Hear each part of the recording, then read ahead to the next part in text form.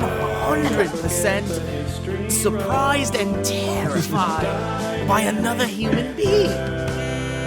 George used to have a real scary mask he only wore around me, kid. It looked like, you know, the little orphan Annie. It looked like a little girl's face, but someone had taken a match to certain areas of the mask. George would just wear it in the middle of tea office to my children's birthday. He would just wear it. He'd make a sound when he'd wear it, and because it was covering his mouth, he'd be like I couldn't even replicate it. A bit of a scream, like it was coming from a bad memory he had once. Scared me wife, scared me kids. George Harrison, absolutely incredible. He's an incredible artist. What did I know about him personally? Well, he scared me wife, he scared me kids. Like George Harrison of all the Beatles. Yeah, George, the quiet one. George, what do I know about him? The quiet one. I'm just recording because welcome to the show. I know you're not recording. I'm not recording. I don't. There's nothing doing over here. You'll never be recording. Guys, we were just talking about the Beatles because we love the Beatles and we're knee deep. I'd say maybe even waist deep into this thing that like maybe is 3 episodes, maybe more. You know what? I was thinking about that last night. Yeah. And yesterday I kind of woke up thinking about that. And I think it's going to be the last one. And I think that 3 is a good episodes to do on this. And I've been thinking a lot about this one because obviously we got to wrap it up. We watched that documentary. Oh, we got to wrap it up. And I think we will. And I think this will be the most fun one because this is the most, we'll be talking about stuff that's the most zany. This is when doesn't things get make wacky. sense. This is like the most dynamic banter version of the Beatles. So this seems like a good place to wrap it up. Things are going to get real wacky in the Beatles world because they're going to discover psychedelics and other cultures, and they travel the world. And, you know, these are superstars who never are told no and get whatever they want, probably. Whatever their dirty little hearts desire, even things that we'll never know. And so these guys got to run the gamut of living a life. And so... you know, so they got into some bonkers shit, and I can't wait to talk about it. But Mike and I were talking about, I don't know how we got to them being scary to people. I think it's because we were talking. Mike was watching something about the making of the Magical Mystery Tour movie, and they were interviewing people in the movie, and these are people who were working closely with the Beatles. So we started to do a bit of them being like, they were great boys. They scared me kids on the set. They scared me kids. John used to do a thing where he'd used to come over, say to me wife, which I thought was very cordial, as John Lennon, after all, doesn't often do it. And then he'd take my youngest kid and throw him straight up into the air, and it was up to us to catch him. And if we didn't, he would just hit the ground. And you had to be on your toes. You never knew when he was going to do it. So you could never really relax around George, because any second he'd throw a child into the air as hard as he could. And the look on his face as he did it was out of pure strength and anger. There was an anger, like something made him angry about the child almost. Once in a while, in the middle of a scene, filming in the middle of a scene, he would break and turn to his left, sprint off, find a kid, and throw him overhand towards the sun. He said towards the sun. And then he'd look me in the eyes and say, "Here comes the sun. Here comes your son.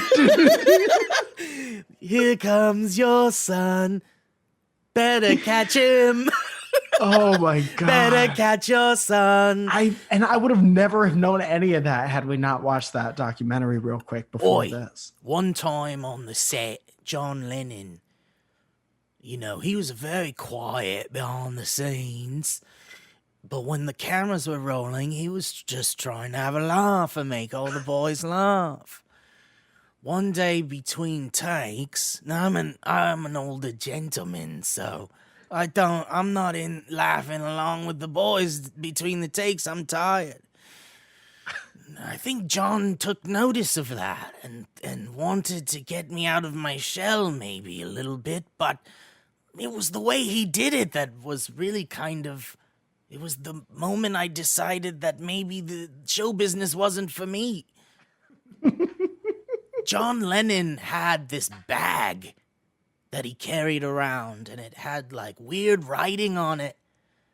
And he would pull it out of his pocket and shake it at me. It wouldn't have anything in it. And then he'd laugh. He'd just laugh, ha ha ha ha, like he was mocking me. And one day between takes, he said he had eaten a lot of breakfast that morning. He had a big breakfast. He kept saying it out loud. He would scream it. Even in the middle of takes. Oh, I've had a big breakfast. I've had a breakfast. I've had me a big breakfast, everyone. I'm filled to the brim with breakfast. Now, of course, everyone thought that he was just tripping again because the boys would trip quite a bit during the filming of the movie. And they were pretty harmless about it, except this one time, what John did with that bag he'd been mocking me with for weeks. He vomited his breakfast into it and then he threw it at me.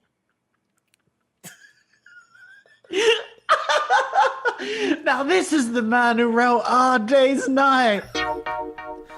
When he came on up, his breakfast. he threw his sick at me.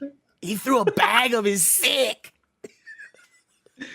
I'm sitting there, middle of a movie, my big break, covered in John Lennon's sick. Tripping.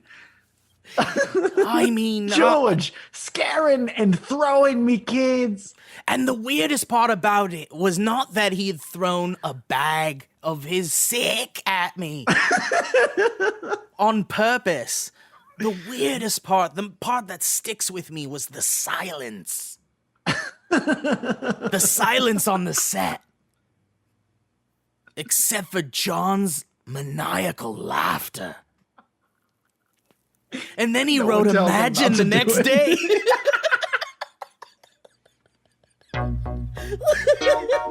I smelled disgusting. I smelled like vinegar and heat from the sun. And they called me Mean Mr. Mustard for weeks after. And Paul would do that thing. Paul was mostly kind, but Paul would do that thing where he'd put his fingers up to his mouth and stick his tongue through it. He'd do it all the time at all the women. It didn't matter what age they were. 90, babies.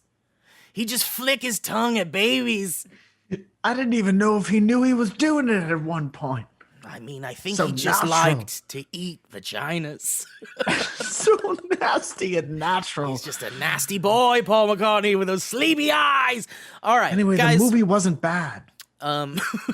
So Mike and I were just having a bit of fun, like we do on this show, Dynamic Banter. Welcome. We're, like Mike was saying, I think so we're seeing that people are enjoying our Beatles conversations.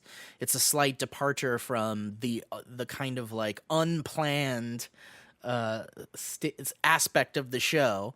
But we're having a lot of fun talking about it because even though Mike has things he wants to talk about and we want to get through the Beatles in a cohesive kind of way, even though we've never claimed to be like those shows where you can like learn about the Beatles or whatever. No. Like we're just like, we love the Beatles. We have a show that people enjoy.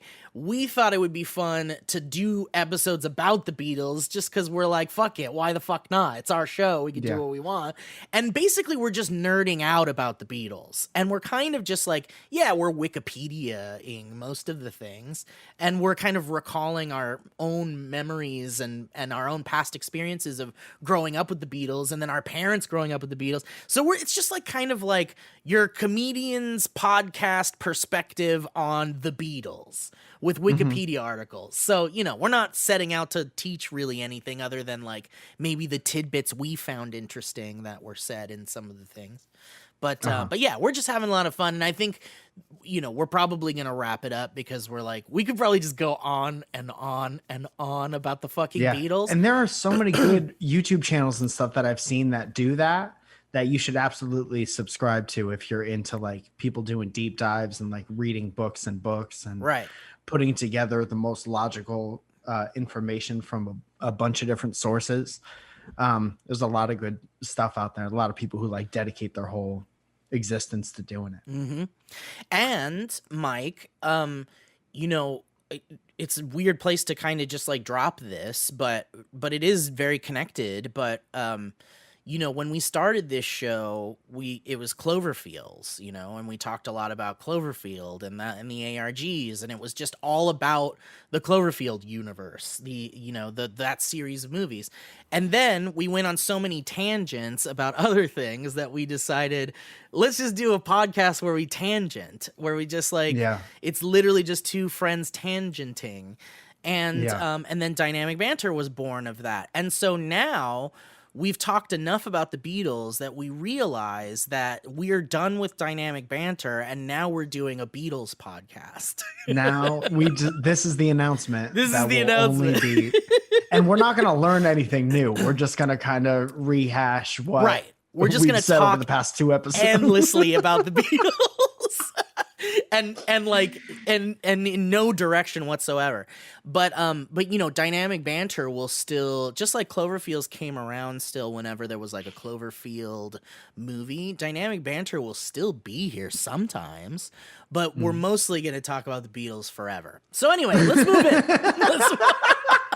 So if you were hovering over that subscribe button or whatever, just know that this is a Beatles podcast now, and we'll only be talking about 59 and 61. We're going to skip 60. Not do any of the fun, let's just go back to the stuff. beginning and start from the very beginning of the Beatles. Dude, so in all honesty, I was thinking about this whole thing and how we done like this will be the third like more structured episode. And I was thinking that is kind of a fun reset. I was literally just in the shower being like, oh, next week we just talk about like nothing. And we haven't done that in a couple weeks, which makes me look forward to it very much. And I'm very happy that and dude, so many things that have happened, like something really weird happened to Alana and her Instagram DMs that is so bonkers. It's so bonkers and it's funny, and I want your opinion on it, but these are all things we'll come back to when we're back to a regularly scheduled Roper Cram. That's a good promo for next week. And we'll be right back. Dude, I think this whole conversation started because we were talking about you wanted to see Magical Mystery Tour or Yellow Submarine. And I was like, why don't we just do a couple episodes? So we talked about what we talked about. We talked about like their crazy rise to fame, 4 young boys, and they go and they conquer the entire world. So we're there. They go, they sell out stadiums, they get knighted, and then they have their first break. After all this stuff, after they come back from, I think, the Philippines, they have their first real break of their professional career in like 5 or 6 years of going like constantly 365 days a year. Right. So they take a break to do drugs with their family and have sex, basically, and scare people. They threw kids and they got into their hobbies finally. They didn't have any time for hobbies. George wanted to be a special effects makeup person and throw kids in the air. George had a knife that he would pull out and just hold right next to his face and he would press the handle of the knife into his face like this, and he would just stare at you. And I think it might have been an intimidation move. But He one was time trying to find a hobby. we were told to not engage with them because they, they were superstars. So one time I just did that with him for about 35 minutes. He just held the knife right up to his face staring at me, and I thought, I can't disrupt any of this if this is their creative process. The next day, he wrote, "While my guitar gently weeps." Every one of the stories. They're just like these insane maniacs. And then writing Dude, beautiful songs You know about how love. you know how in Walk Hard they have like, it's like Jason Schwartzman and Jack Black and Paul Rudd as the Beatles. Do you remember that? And they Yeah. did them in such a bonkers way, like they're all like making fun of each other. They're like idiots. Like Ringo's like a fucking moron. Yeah. And I loved how they made them all like really heightened versions of themselves. I would love to see someone do like a period movie or something where there's a scene with the Beatles and they're just like maniacs like that. Like George is holding the knife up to his face and he's just like staring. It's like, what the fuck is going on? That's what that Peter Jackson documentary is going to show. Yeah, in the studio. That new one. Right, in the studio. And George would wear the melted mask on his face while he would play the guitar. No one ever, and we weren't allowed to take photos of that because that was his thing that he wanted to scare everyone with. George Peter Jackson took the or no, he wasn't the one who filmed it. That wouldn't make any sense. Peter But Jackson George took the went back camera in and just held it on himself. We have 12 hours of George holding a film camera on himself With a knife. At one point, his nose starts bleeding. He's just holding the knife. Terrible, terrifying, but such a sweet man. Turns out. I know. It's funniest to think that George was the most bonkers. Like he's the most out of his mind, like unhinged. He could throw your kid in the air, and not catch him at any point. Right. All right. Anyway. Dude, so I was trying to figure out a way to like wrap everything up, and I didn't know exactly how because I don't know too much about the magical mystery era, you know? Yeah. And so I went to this vintage mall that we have in the valley. Yeah. Right. And there's this giant collection of Time magazines from the 60s. Nice. Right? Life magazine. So this one has Arthur Ashe on the cover, and it's from 1968. So the end of the Beatles era. And it was like so fucking crazy serendipitous to walk into this place and just hope that I found something on the Beatles. And then there's this article in here that's so like, it's from 68. I don't know anything about how people thought back then, like really like conversationally or whatever. We just know like music and art and stuff. Right. And so it was so weird to read this article and to have it pick up exactly where we left off last week. Cool. And I don't really know how to be like, hey, go find this article and read it because it's crazy interesting. It talks about like how the reporters and the photographers, some of them were in the studio with them, and they say like such specific things about how they wrote certain songs. And it really seems like John and Paul were just like this machine that weren't as good separate from each other, but balanced each other out so well and would finish each other's like left off so well. And George and Ringo would just kind of come in once they needed to make it like a real thing, you know? Right. And they talk about Ringo as being like this sweet, like he just wants to be creative, but they just kind of use him when they use him. And they love, they all have a great love and admiration for each other.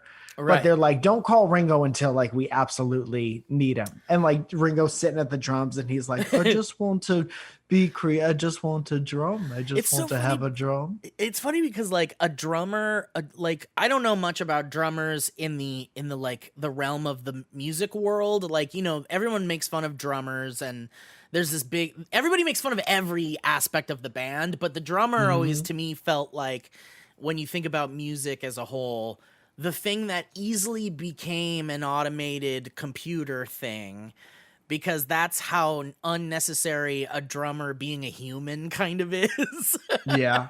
And in that sense, it's like the drumming is such a physical, incredible art, and rhythm is such an important aspect of it, and the drumming is like literally the most important part of like a rock and roll song. But it's like so also so automated, and like anybody can kind of do it, and like, you know, there isn't like a drummer style specifically, like you'd be like George Harrison's musical abilities was his style, or his solos were his style. You know, like Ringo has a style, but he's just the most automated aspect of the band, and it sucks to hear that like he also wanted to be creative and wanted to make music too, but he just wasn't like Paul or John or George in Yeah. those aspects. And But I that's mean, they okay. were such like they're like here to for anyone to compare themselves to, Sure, you know? sure, sure. And so that would be hard, even if Ringo was like a good songwriter or a great Songwriter, yeah. songwriter. Like Yeah. there's thousands of great songwriters in LA alone or Nashville that you'll never even hear of, you Right, know? right, But if right. you're in a band with two of the most prolific songwriters who work perfectly in sync with one another, like it's going to be hard to break through that no matter how good you are. Yeah, Like yeah. George was great and he had a, you know, he had to fight for his He totally had to fight, which is interesting because when you his solo stuff is like good, none of it is like Beatles good. I mean, well, man, that's debatable. There's just some really good stuff in his solo stuff, Mhm. but then there's also not good stuff, and it's like that not good stuff is probably mostly what he was bringing to John and Paul when he was like, I have songs too, and they were like, Yeah. you know, it's like it's so shitty when you have to be in the position of like, look, we're the ones writing the hits here, like we are Mhm. actually writing the hits. Right. And writing the hits for like writing great songs for Ringo and stuff Right, like that right, too. right. And it's Yeah. not to say that like Ringo and George were unimportant in, or like there's no world where they're unimportant in like, you know, the songwriting process, the song creation process. But when it came to like the songwriting, it just felt like, man, what an interesting position for Paul and John to be in, to be like, at any moment Ringo's gonna come at me with a fucking demo. At any moment George is gonna come at me with a fucking demo. And I'm gonna have to Right. be like, dude, it's so good, but like, you know, maybe it's not the Beatles. You know? I Like, think how do they you do it that? seems like they had it seems like they knew that. And it Yeah. doesn't seem like I never read anything or heard anything that was like, and you know, Ringo just kept trying to cram this octopus But you shit wouldn't down our tell that throat. story. You wouldn't tell that story because like, you know, Right. like why, Right. Because like you you want to save your friend. right, like you wouldn't tell that story about your bandmate. Like, but it's fun to think about, like they must have tried, right? Like, because George wrote a lot of Beatles songs, or at least like because he wrote While My Guitar Gently Weeps, like he wrote the lyrics, and then he wrote Here Comes the Sun also, right? Like he wrote those lyrics. Yeah. Um, so you know, they like I don't know, like I just can't like, and but Ringo wrote like Yellow Submarine, or not Yellow Submarine, Octopus's Garden. He wrote Octopus's Yeah. Garden famously, which is kind of just Yeah. like a kid's song. You Right. know? What was that one clip from Family Guy where they're like, we're gonna put it right on the fridge, right where everyone can see it. They take a magnet on the fridge of the Yeah. recording studio. It's just, you know, I mean, it's still a great song though, as simple as it is, and you know it doesn't become a great song without the contributions of the other guys really, but Yeah. and Ringo is an incredible artist, and again, like we have them up here when we talk about them, you know, like they're way the fuck up there above so many other artists, even if it's just like we make fun of Ringo for writing Octopus's Garden, but um they're still good. I mean, they're still good. It's Oh just funny. yeah. Like, I just can't imagine what it must have been like if there was ever an anxiety for Paul or John to be like, At some point, how do yeah, it'd be we funny to see how that evolves, dude. By this, it's like this is like my favorite emotional part of the Beatles or yeah, maturity, because they took that big long break, go and they, they go to India and they get all influenced and they do fucking LSD and they smoke weed every day and stuff like that, George and that's all basically great. And then that changes kind of gets old. forever too. Oh yeah, yeah, yeah, That's when for he sure. changes forever. And then yeah. And they also don't like they don't tour after that. Like they had all those crazy fucking experiences and it became like a controversial thing for them to tour. Mhm. So then they became a studio album and they record 5 albums in 4 years. And it's so different than obviously all the stuff they started out as, but it was like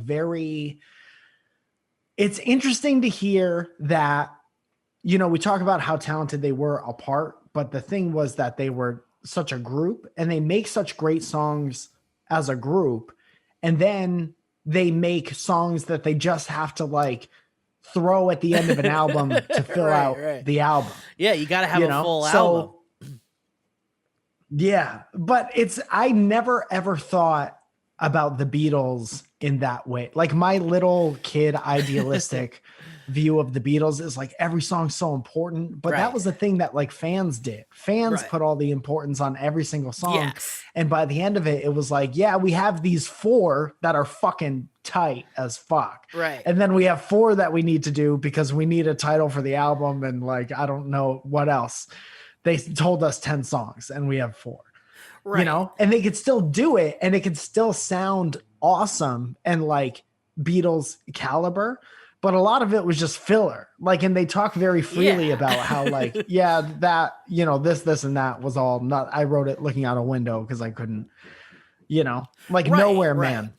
John, didn't have anything to write that day. He couldn't finish another song. So he was pouting up in his room and he wrote Nowhere Man. And then that's the song.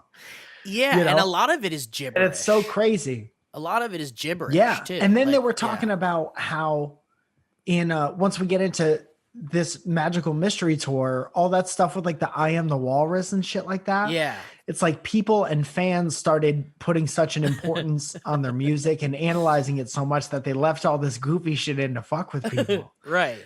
Well, they were also like tripping on drugs, like while they were writing this stuff. But and I'm sure that influenced the decision to want to fuck with people who were looking too hard into their, like, imagine if we were doing dynamic banter shit and we were like way, way more popular, like world renowned. And people heard like, when we talked about the spinning lady and they were like, well, you know who the spinning lady really is. It's Hillary Clinton.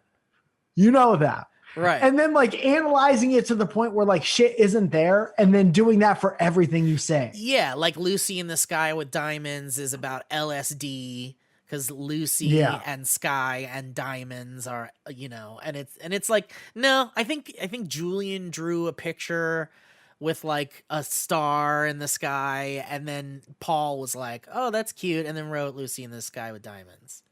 Yeah, but people needed it to be about drugs so much. Right. That they put that on. But dude, like imagine how shocking it must have been to see them go from like, the mod like 80 or UK look with the the tight pants and the haircut, like to Sergeant Pepper with like fucking marching band outfits and like crazy mustaches and tiny glasses and like, it must have been a shock to a lot of people who fell in love with them for being like those next door the boys next door that you went to school with that were handsome and could play the guitar and shit. And then suddenly they're like, oh, well, these guys blew up and then they got like drugged out and then they like, decided to really jump into the psychedelic world and really make their image look psychedelic and follow a psychedelic kind of like,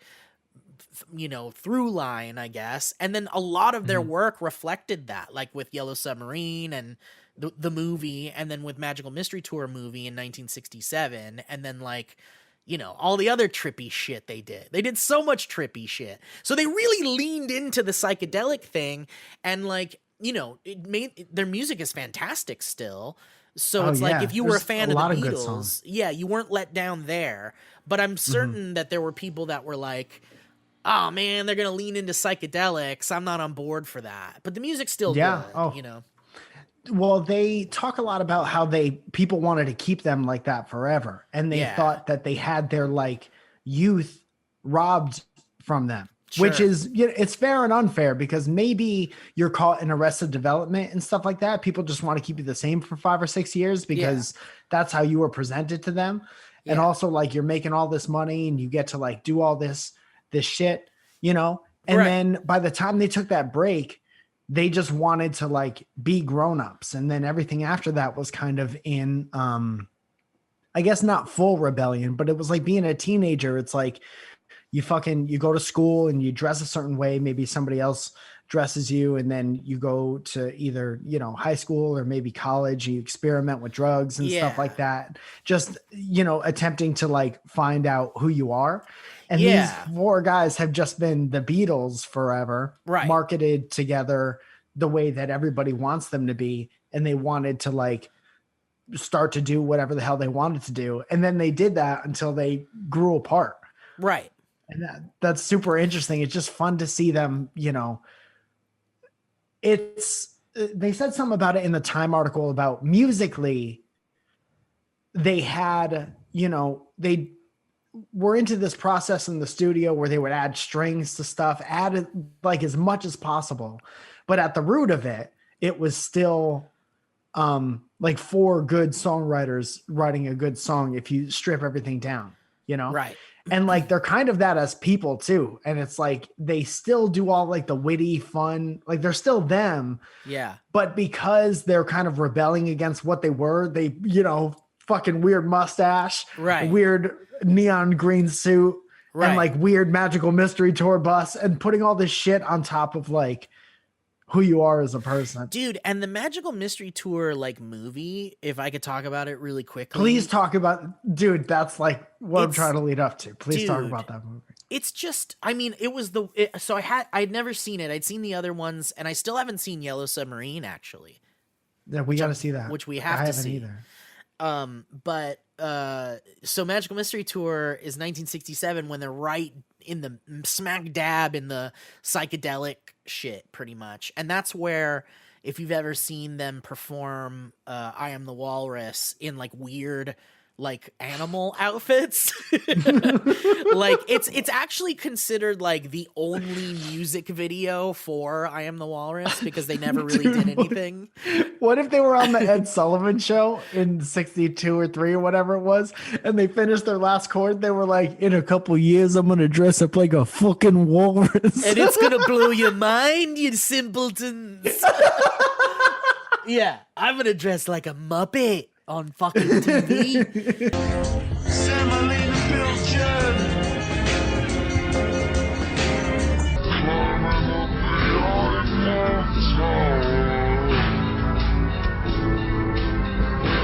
Dude, but like during that time, Paul was like doing home movies, and he had like a little home, like an 8mm camera or whatever, and would make a lot of home movies. And then there was also this thing called Further by this guy named Ken Kesey, and it was with this group called the Merry Pranksters, and it was like a UK thing, and they were doing this like Further was like a collection of stories based on the Merry Pranksters going on like a tour or like a road trip and doing all this like drug shit essentially, like Mhm. dropping acid and then doing like just fucking free love and drugs and all that shit on a fucking road trip. So Paul McCartney loved that, I guess. And there were these coach trips from Liverpool that you could take to see these things called the Blackpool Lights, which is something that I don't know what that is. It's in Liverpool, and it's something you can see. And so that was a popular thing at the time. So Paul McCartney was like, what if we made a movie about a coach trip, like a bus tour, and it's like home movies of us playing weird characters, and everyone's like, fuck yeah, we're high, motherfucker, let's fucking do it. And then everybody who had money and power was like, they're popular, I guess we should do it. So they made this fucking movie that was essentially not scripted, not planned, not produced. They just like got a crew together and was like, let's all get into a bus and improvise a movie. They thought they were gonna film it in 3 weeks and edit it in 1 week. Yeah. And then have it done. Yeah. Which is the highest thought I've ever heard in my life. It is the highest thought. And it comes from people who don't make movies and have never made a movie. And I think that by this point they had made Help, right? Yeah, that was still like a legit film that someone else did. They were just in that. Right. But Someone they said wrote they a hated script. it. Right. Yeah, right. yeah. But everybody loved it because it was them playing like larger than life versions of themselves and like being charming and wacky and amazing, and it made them look really good. And then here comes the Magical Mystery Tour movie, which ended up being a TV movie. It was like a TV movie event during Christmas or Boxing Day. Yeah, yeah. It originally aired on BBC One in black and white on December 26th in 1967. And so it was essentially them just like driving around in a bus, a real bus, and they had a camera crew. They had like 2 cameramen in the bus, and then they had all of these actors, and then it was the Beatles, and they just all played different characters on the bus, and they just improvised scenes. Literally just like, it opens with Ringo sitting next to this large older woman, and he's like, ooh, I guess you're my aunt. And she's like, okay, I'm your aunt. And they're just like making shit up like in the moment. Bad improv. Dude, it's so bad. It's so fucking, it's me torture. and you are family, and we're sitting on a bus. I mean, right, it's just, guys? Yes. it's kind of like in the vein of this Ken Kesey's Further thing with the Merry Pranksters, because it's very like, fuck everything and fuck rules and fuck the government and fuck proper shit. Because in the UK, when you made like European UK things, you'll see a trend in like a lot of British comedy is centered in being unproper and being like weird, being daft, because it's like sophisticated. It's unclean and clean cut. And so a lot of the Beatles humor is based in like, well, fuck that, we're wacky, and like, we're gonna do whatever we want. So the movie is largely based in the idea of that. It's like very fuck rules, fuck everything. And it's psychedelic and drug fueled. And so there's all these scenes that are just like, what the fuck is going on? Like, it's like people running, and then there's like in outfits, and then there's like horse noises out of nowhere, and then there's just like, it's awful. It's awful. And then they play these wizards, all the Beatles, and they're all wizards, and they're like, ooh, we're wizards and we're in control of everything. And then it cuts back to the bus, and it's like they're being controlled by the wizards. I don't know. There's no fucking through line. It's bonkers. It's really bad. And the world saw that and was like, that's bad. What's the film going to be all about? It's a mystery to me. Unanimously. Dude, unanimously. Like, it was so bad that it was meant to air in the US like a couple of days after the European release, and it didn't air. And by the way, it wasn't seen officially in the US until 1974. dude. So imagine being a Beatles fan and knowing they made a movie that everyone fucking hated, that is bonkers psychedelic Beatles shit, and you're like, you don't get to see it until 1974. Right. There's no internet, so you can't see it. No. You just hear, and all the British people are like, trust me, You don't want it. You don't want it. Nobody wanted it. Dude, and famously, like, there's so many stories surrounding the like reception of it, because it was like the first thing the Beatles had made ever that was poorly received. Oh, Like think about that. It's the first thing they made that most people were like, oh no, that's bad. And they had already they reached the pinnacle of the whole world loves them. They're they're made forever. They can do no wrong.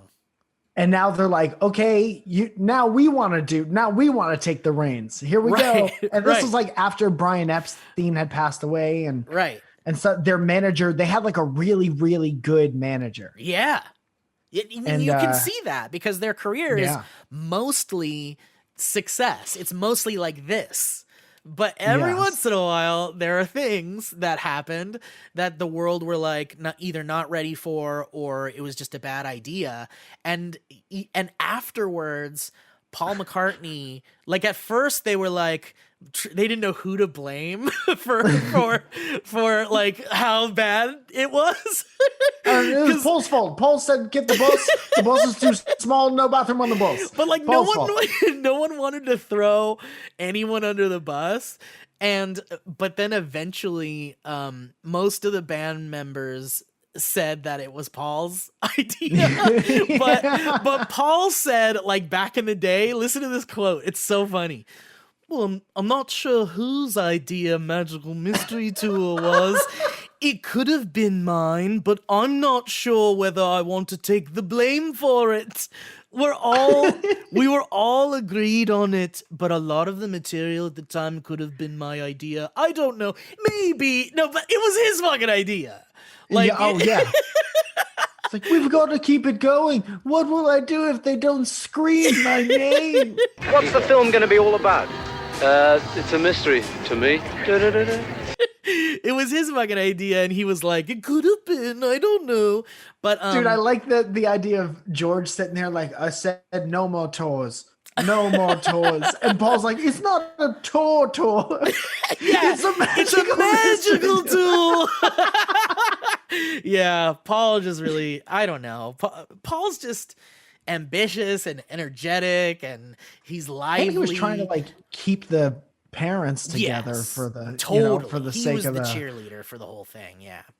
If it was up to Paul, he would be the leader, and everyone would have still been in the band, and it would have gone on and on and on and on and on. But right. Let's do some ads really quick. We're at the 40-minute mark, and then now that we're through Magical Mystery Tour, there's one thing I want to talk about, which was, I think it happened before Magical Mystery Tour, but there was, and this is the tease, there was almost a Beatles Lord of the Rings movie. Like, no shit, this is real. So we'll talk about that when we come back from the ads. Okay. All right, where's my music? Where's my goddamn music? I want my music. I want it royalty free. I want it to sound nice. I don't want it to be loud. No thanks, I don't want fucking YouTube TV. Motherfucker, stop asking me if I want. Who wants YouTube TV? It's like sexy aquarium music. Here at the sexy aquarium. Here at Sexquarium, you can swim with fishes in the nude. Yeah. I don't know how I feel about that, honestly. Have you ever wanted to make love to a fish? Hey guys, let's talk about Squarespace real quick. we love Squarespace. We've talked about them for quite some time. They've been a proud sponsor of the Dynamic Banter program for, I don't know, as far back as I can remember. And I can remember pretty far back, actually, if you think about that. If I think about it. Thank you. What was that? The more I think about it, the more I remember. We're going to talk about really quickly how when you use Squarespace, we'll give you 10% off your purchase of a website or domain at squarespace.com/banter, where you'll also get a free trial. But what is it? Well, it's just the easiest place you can go to set up a website. You want to sell some stuff, you want to show off some stuff, you want to, I don't know, you want to do anything you could do with a website. Any website you've ever been to, if you've ever thought, I could do something like that, or I want to do something like that with my stuff, Squarespace is the place, my friend. Yeah, man, maybe you make something, you want to be in full control of that thing. You could put it on Instagram, you could put it on Facebook, but at the end of the day, those are other people's websites. You want your own website that you have full control over. That's correct, Mike. And Mike Mike speaks from experience because he has a Squarespace website. Don't you, Mike? Yes, that is 100% true. Thank you, Steve. I love it. I've always had it. I don't know coding or nothing, and I've always been able to do everything that I've wanted to do, and it's there, and it's sturdy. And even when I've had problems with it in the past, which I can't remember the last time I had a problem with it, but they, and thank you, but they are always there to answer any of your questions. They get right back to you, and it's just a super simple thing to use. That's right, with their 24/7 award-winning customer support, just in case you ever have any issues. So, if you're on the fence about checking out the possibility of starting a website, why don't you check out squarespace.com/banter. Just check it out. See what you like. If you like what you see and you see what you like, then you can use the code BANTER at checkout and you'll save 10% off your first purchase of a website or domain. And when you go to squarespace.com/banter, you get a free trial of Squarespace with the help of your boys at Dynamic Banter. So check it out. Don't take our word for it or Mike Falzone's word for it. Go check it out. Squarespace.com/banter. Promo code BANTER. Save 10% off your first purchase of a website or domain. Thank you, Squarespace. Thank you, Squarespace. Take your own word for it. Guys, Tushy. Tushy is one of our new sponsors that I am so happy about. I'm so happy to. I've always been such a cheerleader for B-Days and for what I call the future of toilet technology now. Bidets. Now. Right now, guys. If you're like, man, what would toilets be like 20 years from now? Well, they're like bidets. And Tushy. Go to Steve's house. Check out my place. Yeah, come to my house and try it out. Or Mike's place. Mike, you got a Tushy also. Yeah, man. And you're the first friend I could remember to ever have a bidet. Yeah. And then my brother-in-law was really into it. And I was Yeah. like, I gotta try it. And then I would never go back. I would never, ever go back. Well, I heard someone say, I had always been fascinated because, in a lot of European countries and Eastern countries, their toilets are just default bidets. And some of them are like the old style ones that look like drinking fountains. And then some of them are like, they're just low, like an Apple product. Like they're just absolutely mind-blowing technology on a toilet. And there was this thing that I saw, I've talked about this before, with Conan O'Brien and like his producer or something. And he's like, this is my way of saying why bidets are superior. If you ever wipe and you get a little mistake on your hand, just a little mistake, would you be satisfied with just wiping toilet paper on your hand to get it off? that off? And would that be enough? Because that's what currently you do with a toilet and toilet paper. Just instead of your hands, it's beehole. It's your precious, precious entry exit. And I'll tell you, I would not leave that restroom until at least water was put on that mistake on my hand. And that's what bidets do. They spray water right where you need it in a way that is slightly shocking, but always refreshing. That's perfect. And I'll tell you Perfect way to this, put it. it's a new rear, new you in 2021. So don't just make a commitment to wash your hands every time you poop. Why don't you go the extra mile and wash your dirty butt? Wash your dirty butt every time you come in from outside. Why don't you wash your dirty butt every time? And guys, with the brand new Hello Tushy 3.0 modern bidet attachment, it's it's leveling the playing field, okay? It's stylish, eco-friendly, easy to install, and affordable. And that's the most important part. It's affordable is the most important part.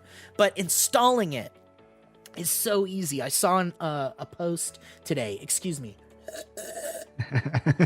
And that's water straight from Steve's bidet to show you on camera. That's how fresh it is. I'll drink it. Someone posted that bidets, the reason why people don't buy bidets is because they're concerned with how, it's this Sean's chin, Sammy's nose song. I can't. That they think it's too hard to install a bidet. And it turns them away from it. They're like, I can't imagine installing anything on my toilet. My brain just turns off. I don't want it. But that's actually untrue. It's actually very easy to install them. As easy as like screwing some things in with your hand and unscrewing an existing pipe in your wall and just screwing it into the new thing. Like, dude, easy. if you made a Sega Genesis work, yes. You can make a bidet work. Yes, exactly. If you've built a Lego set, you can. If you've built the simplest Lego set, you can put a bidet. If you turned a bag of loose Legos into a race car.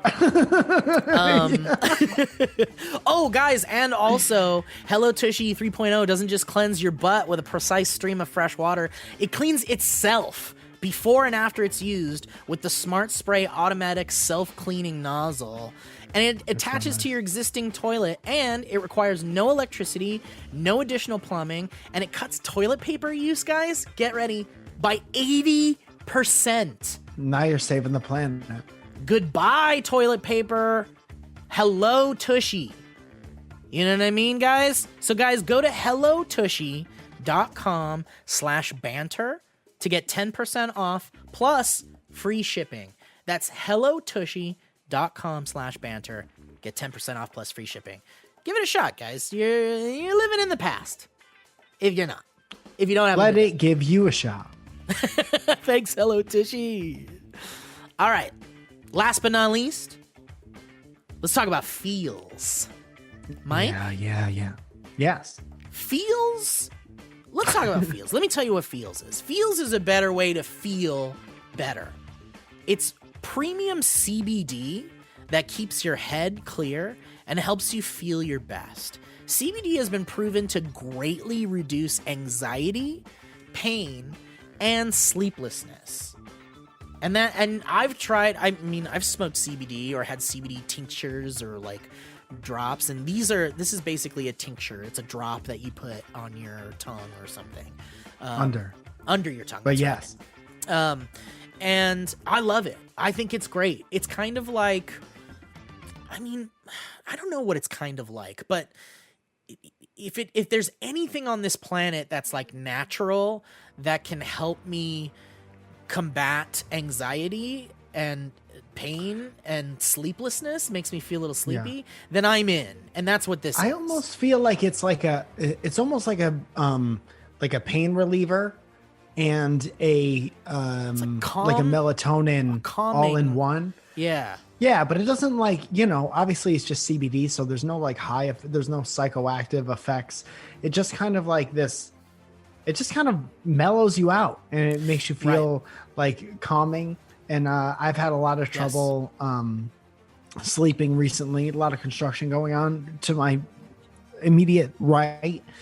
But I've taken it over the past couple weeks to either just relax on the weekend or get a little more sleep during the week. So I wake up more refreshed, and it's worked for both of those things. There was one night where me and Steve were playing games and I had a crazy migraine, and I took a little bit of it, and it, made me relax and unclench my jaw and stuff like that. And it was, it's just very nice. It's a nice thing to have. Yeah, and like I can attest that that's totally how I use it also, and you can use it for a lot of different things. And I always have it kind of around in my medicine cabinet as kind of an alternative to taking like an aspirin or something, because aspirin, they say, can kind of maybe do some not so good things. And CBD is kind of like a newer thing. You might not have heard a lot about it.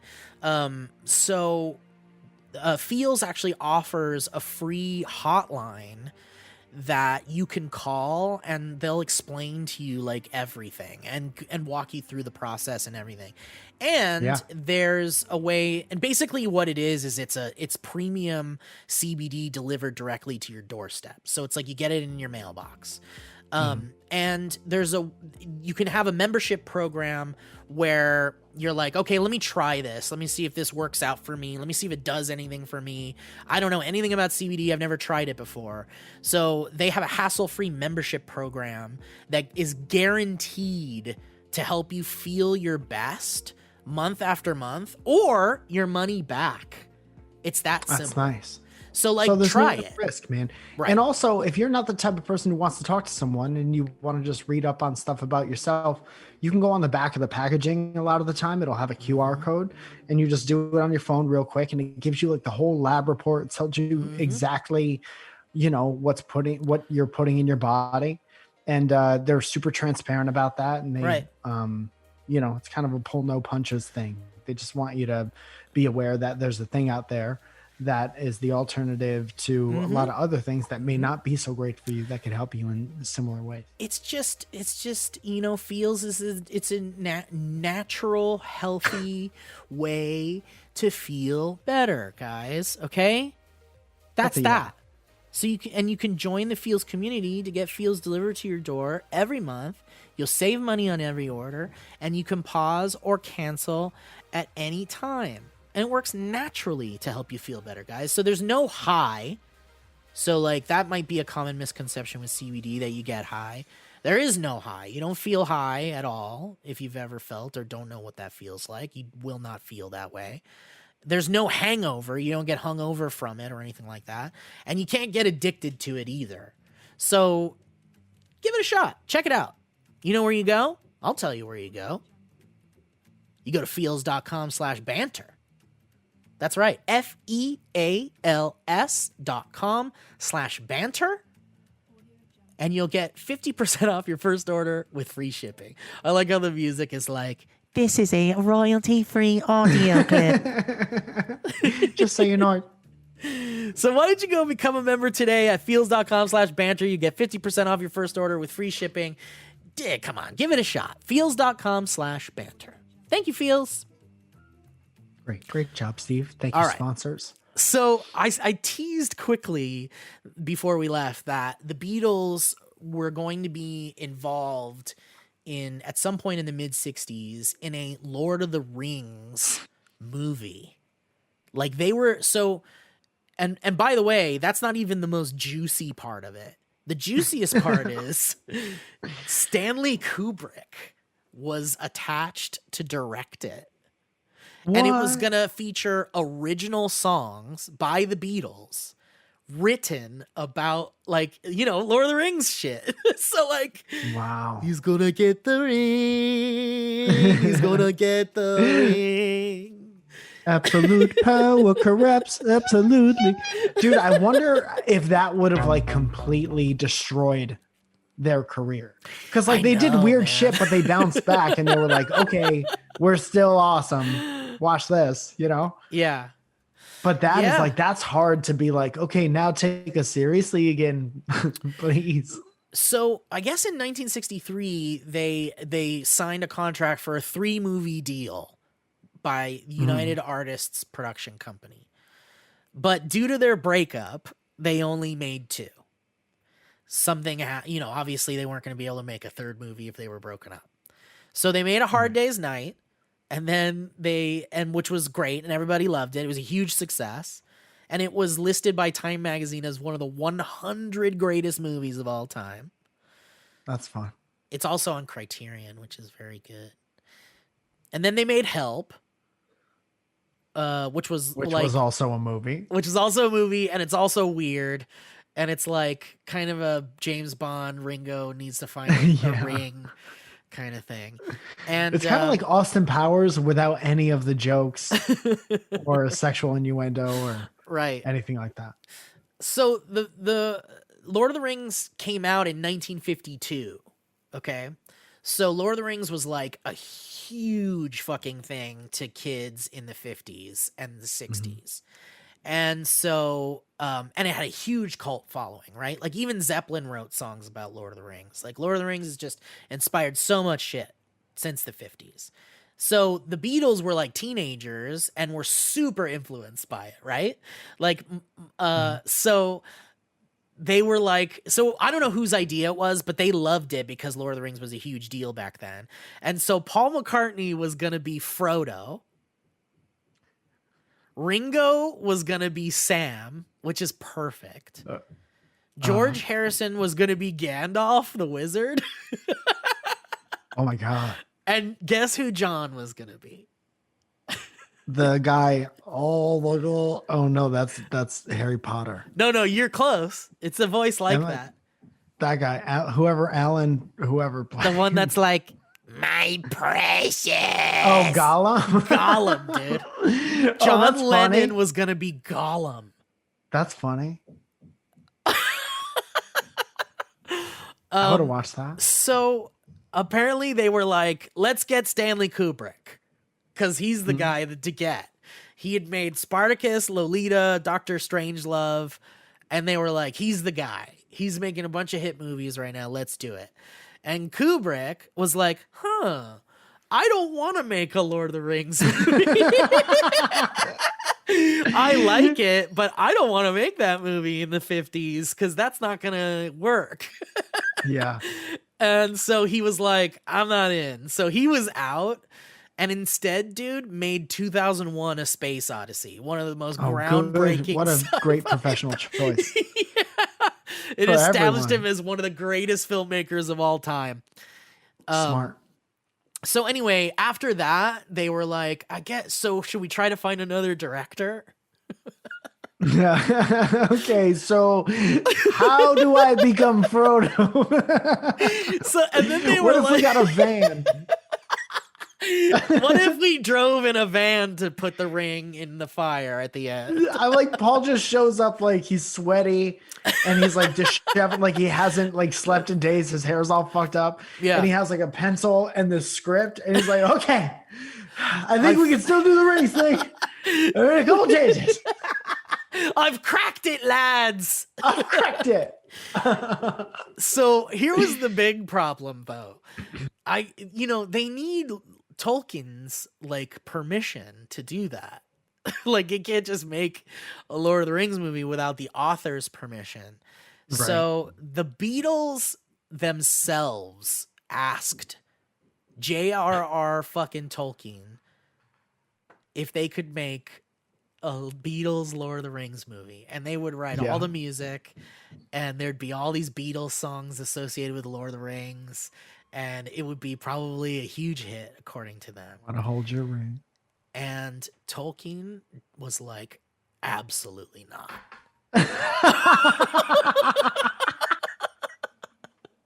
Refused with zero negotiation. So dude, what a fucking badass thing. You have the greatest imagine if like One Direction 8 years ago came and was like, we want to do, whatever. Yeah. We want to do Three Ninjas. We want to do the Da Vinci Code. Oh my god. Yeah, it's just, or like someone would just be like, no. Imagine if the Backstreet Boys went to George R.R. Martin and was like, we want to make a Game of Thrones movie. Yeah. Like, you guys? Oh no. No, that's actually not okay. You're gonna need to get the fuck out of my office. So apparently Tolkien didn't like bands or something because he lived really close to a band that would practice all the time and he hated it. Beatles, huh? You guys have drums? The fuck out of my house. Is there drums in this whole scenario? Leave us alone. You do the guitars that plug in. Get out of my home. So anyway, that was it. That's the whole story. So no director. That's Tolkien great. said I didn't know no. any of that, Steve. Yeah, isn't that great, dude? That's terrific. But you're so right, dude. Like, if that movie had been made, it might have been like, they would have been like a laughing stock, probably. Like, people would have made fun of them and been like, "There's no way we're gonna laugh at you now." They made themselves like bigger than everything. Like they got more popular than everything. Yeah. So to then like do drugs and to tie yourself to an already established thing, right, is like a huge step back. And then doing a bad job at that probably would have been just like, I don't think there would have been like a Beatles anthology, you know, in the 90s, or I mean, I guess people would still be talking about them. It would be like the Magical Mystery Tour movie on a grander scale, right? Like it would be like, I think most people would probably forget about it because they're just so good. But dude, imagine like Lord of the Rings Beatles songs. Like, what the fuck? Like, you know what what could that it kind of reminds me of, like, and tell me if I'm wrong, because I'm outside my whatever on this, but it kind of seems like when you randomly talk about the Star Wars Christmas special, I get the same kind of feeling. Like, what are you doing? Why do you're your own thing. You don't have to do that. You don't have to do a Christmas special. Right. And why would Christmas want to be associated with you anyway? Dude, and actually... and it's, right, like 100% the Magical Mystery Tour is the Beatles Star Wars Christmas special, like 100%, because the Star Wars Christmas special is just like absolutely bonkers. You don't want to be associated with that. It's so bad. So it's like, I was just gonna say, so it's really interesting that they conquered the world. They wanted a break from working constantly. They got that break. They discovered drugs and facial hair, and they became kind of like, I love that they're still like homies at this time, but they definitely want to become more than what they were. And then they made whatever they wanted to make. And then the world checked them. Right. They were like, you don't do that. You do a very similar. You're good musicians, so get the fuck out of our faces and go make music. Right. So then they went into the studio and they made what would become, Sgt. Pepper's, which Rolling Stone still talks about being the greatest album of all time. Right. Even though that has filler songs in it, they just happen to be genius. Right. And then they made, the White Album and Abbey Road and Let It Be. I also found this at the fucking store. This was the single for Get Back. Oh, fuck yeah. With Billy Preston, and then Don't Let Me Down on the other side. I just found this yesterday. Phil Spector produced that? I think, yes, I think so. And then I think he did. They went back and they undid all his work. They did also Phil Spector, dead as fuck. Yeah. Good riddance. You murdering bastard. So, but that's kind of it. It's kind of like you see them, the height of fame, then they do whatever they want. And then people are like, go fucking be musicians. Yeah. And then they go and they be great musicians, but they kind of fell out of love with being Beatles and, fell out of love with each other in certain, which is totally normal. And it's like, shit happens. All of your favorite bands had some kind of hiccup in their history. And whether it ended that way or not, it's pretty normal for that to happen. Yeah. It's just the coolest story of four people. It reminds me a lot of the Lord of the Rings. Yeah, it really is. Dude, like thank you for letting us talk about this for 3 episodes. We love the Beatles very much. Every time I stop thinking about them for a while and then go back and become obsessed with like a story about how one of the songs was recorded or something weird, I go down a rabbit hole and I fall in love with them all over again. So it was really nice to be nerdy for 3 episodes. Yeah, so it was fun. And also like so we talked about what's the Beatles documentary that 8 days a week. 8 Days a Week is on Hulu. That's the documentary Mike was talking about mostly during this. And then there's George Harrison's Living in a Material World, which is a really, really good George Harrison centric Beatles documentary directed by Martin Scorsese. But there's then there's the Peter Jackson one that's coming out. So there's like so much more stuff to kind of like dig into. Also, like we didn't really talk about like how the breakup sucked and what that was like and what happened and all those things. But I mean, like whatever, all that shit's out there, and that's not what we really want to talk about, I guess. And dude, if you could somehow, I don't know what kind of archive they have, but the article I read last night was from September 20th, 1968. And Arthur Ashe is on the cover. And it was just so like, I kind of expected to read it and not really identify with it because it was from a different time. But I read it and it was so like well written and about such specific shit. And I just loved it so much. And I would definitely recommend going to read that. And also even though we've been going for quite some time, we're like way past the hour mark of the show. Are we? We haven't done any Beatles History Roads. And if this is the last one, then we got to get through a bunch of Beatles History Roads, right? Yeah. Yeah. So I if say, that's all right. Let's do like some history. Let's do some Beatles History Roads. And then maybe we'll just do them. Like we should do them next week too, even if we don't talk about the Beatles, right? Because there's so many Beatles History Roads. I have an idea. I'll talk to you afterwards. But we definitely should get to them because people take the time to, nerd out with us about this stuff. All right, let's do it.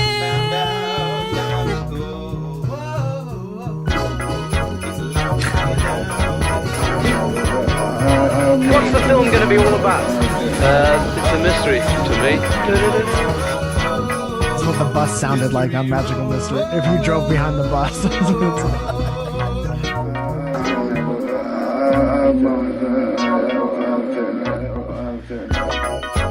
Ozzy's in the driver.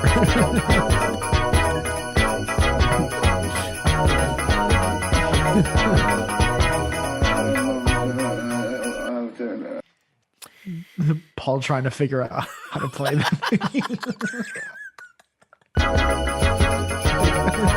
Fuck, maybe that's. Turn it. Let me turn the echo down.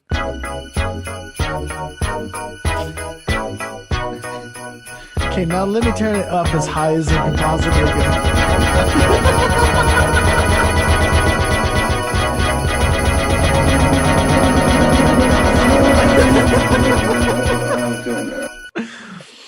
And that became Strawberry Fields. Aiden H. Richards sends in this Beatles History Road saying, "Hi, Mike and Steve. It's a Hist Abbey Road. Good day. My name is Aiden, like the name Steve uses for misbehaving children.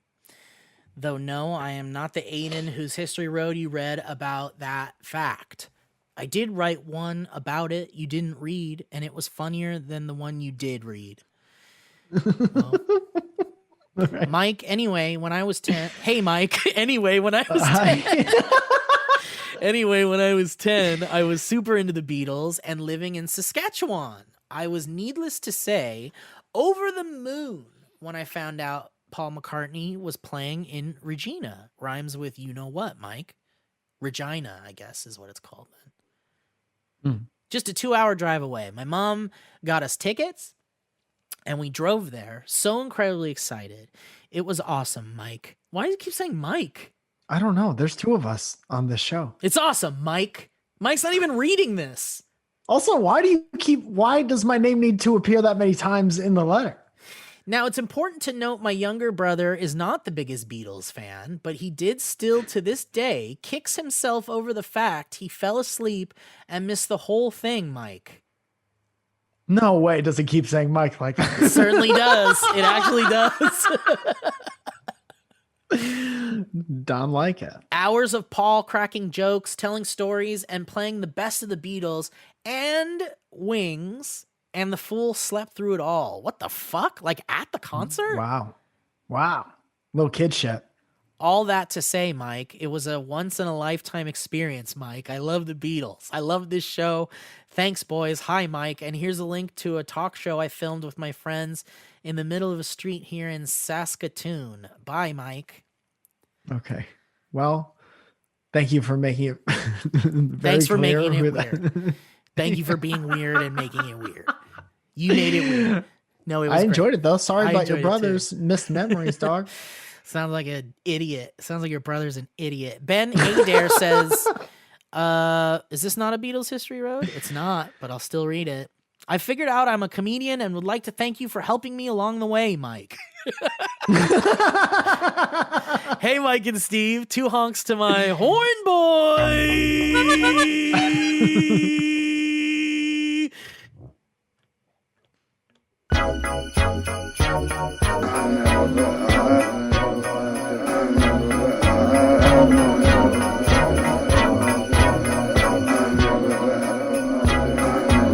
What's the film going to be all about? What's the film going to be all about?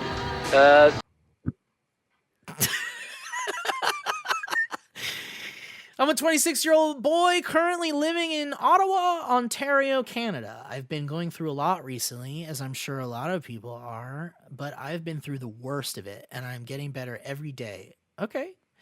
I'm glad. You guys have always been a source of joy in my life, and I can't thank you enough for all you guys do.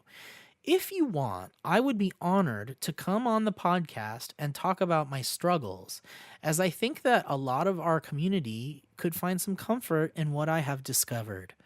Also, if you want, we can have some laughs too, about going to Liverpool as a tourist, sweaty basement mini golf, and a note telling you guys to go fuck yourselves.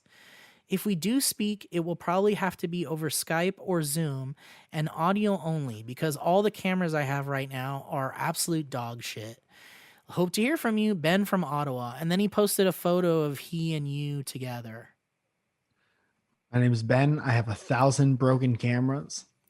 I'm surrounded by broken cameras. Thank you, Ben. Kevin Van Lierop says, started listening to the Beatles.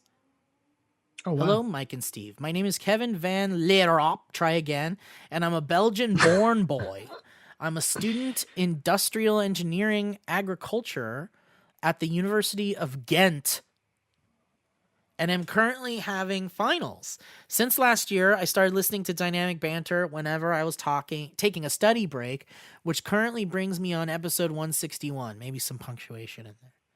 But because you guys are in your Beatles phase right now, I decided to listen to their music in chronological order instead. Wow, that's nice. While I'm typing this out, I'm listening to album number The Amount of Beatles. What? Oh, album number 4. I've come to the conclusion that their songs, thanks for the puzzle. I've come to the conclusion that their songs aren't played very often on the Belgian radio, because I've only recognized like 3 songs, even though half of their songs sound exactly the same, and they can't stop rhyming to you. I truly love their music, so thank you for giving me a reason to check them out. Love you guys. Please never stop doing what you do, and maybe one day I'll build up the courage to introduce your podcast to my girlfriend. I'll stop writing now because I have to go back to learning what a cow shits out exactly. Humble brag. I apologize if this is still too long for you, Steve. Have a great rest of your day. You didn't have to add that last part. I want him to get to Magical Mystery Tour and be like, okay, now what the fuck is this? What happened with rhyming 2 for you? Dude, I totally forgot that we've got a bunch of Beatles history roads. Themes. Sorry. Oh.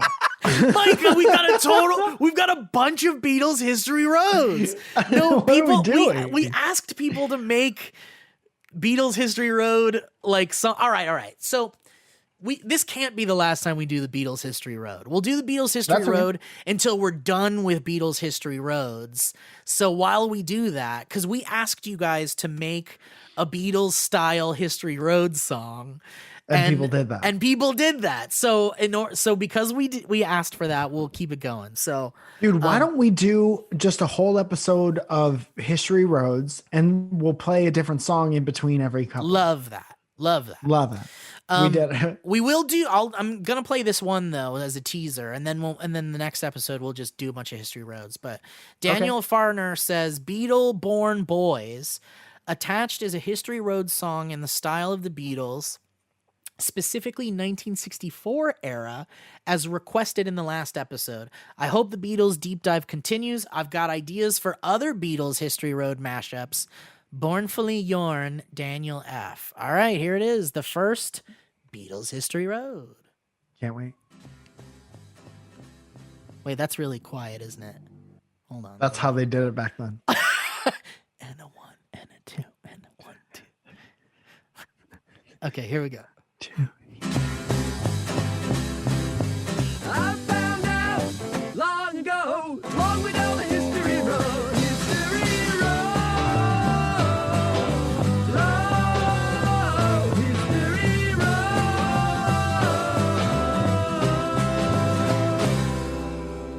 I love it. Isn't it? Wasn't it? Isn't it?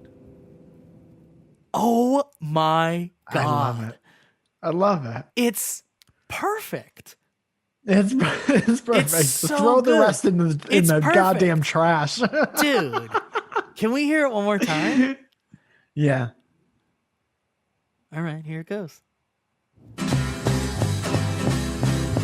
I found out long ago, long we know the history road, history road. History road.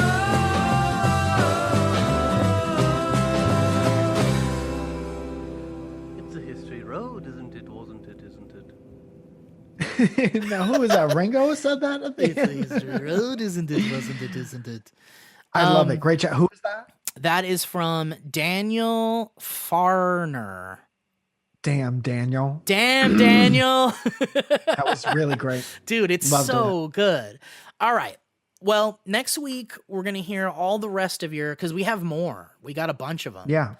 It could be like half regular episode and then we can answer History Roads from Beatles stuff. That's no problem. I mean, we could just make it we could just do a History Road episode where we just read a bunch of History Roads. And if there's Beatles ones, we'll do the Beatles History Road song. And if there's regular ones, we'll do the regular song. How about that? That's great. All right. Well, guys, thank you so much for listening to the show. It was a longer one because we had to get all the rest of those Beatles things in there. And thank you, Mike, for making that awesome. Dude, well, thank you also for all that info on that movie that I had no idea about and was nervous to even get into because it is so bad. But the album's fun. Yeah. The album's great. And this was really fun, man. Yeah. I'm glad we did it. Me too, man. And maybe in the future we'll do more Beatles stuff. I'm sure we can't help it. So yeah, thanks for listening, guys. And thank you for watching us on the YouTube channel, youtube.com/dynamicbanter. And Ryan's been doing a lot of great work over there, and he's been making some clips and stuff, which are really cool on the Instagram @dynamicbanter and the Twitter accounts. The Twitter account's fine. We need to do more with it, I think. I mean, it's a Twitter account. What do you expect? It's a Twitter account. What are you going to do? But thank you guys so much for listening. We appreciate you, and we'll catch you next time on Dynamic Banter, all right? Yeah, man. That was a headgum podcast.